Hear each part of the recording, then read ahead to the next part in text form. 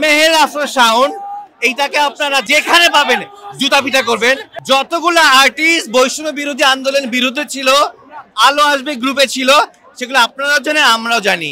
হয়তো আমি বলতে গেলে অনেকের নাম আসবে, অনেকের নাম আমি ভুলে গেছি, কিন্তু জাতি কিন্তু ওই বেইমানের কথা মনে রেখেছে। বাংলাদেশের অ্যাক্ট্রেস অ্যাক্টর যারা আছে, যারা ছিল, তারা একই বহাল, তারা একই চরিত্র বহন করছে। মেহের আফরোজ শাওন, এইটাকে আপনারা জাতির কাছে যেখানে পাবেন জুতা পিটা করবেন। ভাবনার কথা বলছি, সোহানা সাবার কথা বলছি, অরুণা বিশ্বাস ক্যানাডায় যে এখন গা ঝাপটা দিয়েছে। শোনেন, এই দেশে আগে যেটা গণভবনে দাওয়াত খেত, এই দালালের বাচ্চারা এখন যায় চুপ্পুর বাসভবনে, রাষ্ট্রপতি বাসভবনে। এই হারামির বাচ্চাগুলা দেশের অধঃপতন করছে। এগুলো সবচেয়ে বড় দালাল। এই সাংস্কৃতিক পরিমণ্ডলে এক একটা হচ্ছে কালপ্রিট। এই আর্ট এন্ড কালচারে দোহাই দিয়ে এরা মাখন খায় আর দেশকে বিক্রি করে ভারতের কাছে। এগুলোকে নিশ্চিত করেন। মেহের আফরোজ শাওন হচ্ছে সেটা কি আপনারা জাতিরা সবাই জানেন।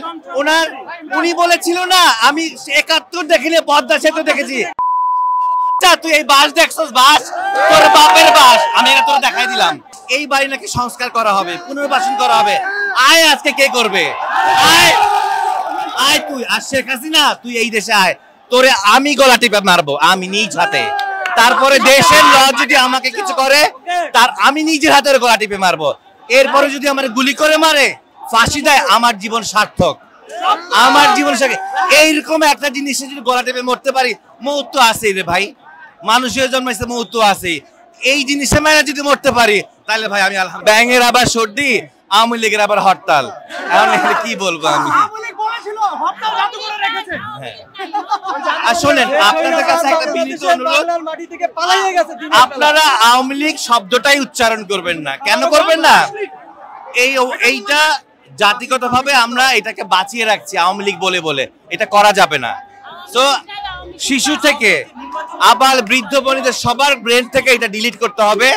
এরা নমরুদের দল, এরা কুত্তা লীগ, এরা সন্ত্রাস বাহিনী, এরা ফ্যাসিবাদ, এই শব্দগুলো ব্যবহার করেন। এরা জাতির শত্রু, এটা পৃথিবীর শত্রু, এটা পৃথিবীর শত্রু, এরা মানবতার শত্রু, এরা সন্তানদের শত্রু।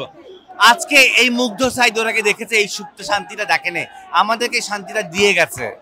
এই যে কথা বলতে পারছি, এই যে প্রাণ ভরে চিৎকার করতে পারতেছি, নিঃশ্বাস নিতে পারতেছি। কোনোদিন যদি হাঁটতে পারছেন আপনারা? এই ৩২ নাম্বারটা কার? ওর বাপের একলার? এই দিক দিয়ে জনগণ হাঁটতে পারছে? একটা কুকুর হাঁটতে পারছে? আজকে দেখ বাচ্চা, তোর তো এটা দেখে মরে যাওয়া উচিত। তুই বেঁচে কেমনে আসছিস? তোর মরণ আসে না? তোর মরতে ইচ্ছা করে না? আমরা বৈষম্য বিরোধী আন্দোলন জুলাই বিপ্লবে আরো সক্রিয় হব ইনশাআল্লাহ। দিল্লি না ঢাকা, ঢাকা